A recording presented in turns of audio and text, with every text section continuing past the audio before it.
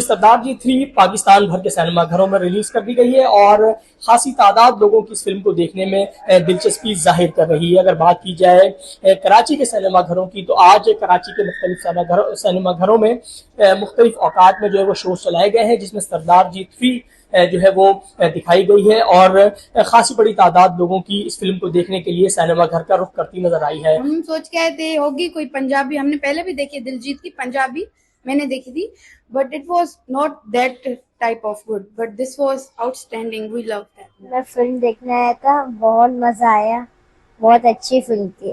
We were like हमें ticket मिलेगी नहीं मिलेगी, बिकॉज आज ही रिलीज हुई है ना, तो that's why so we book the ticket online and we just came here and it was too fun here.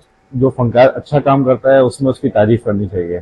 हम बीच में मुल्क ले आते हैं, मुल्कों का नहीं है, बस फिल्म ये हमें एंटरटेन कर रहे हैं सारे फनकार। हमें अगर एंटरटेन कर रहे हैं, मेहनत करते हैं, वो अपना काम कर रहे हैं, हम अपना काम करते हैं, ये कि इससे बहुत अच्छा लगता है।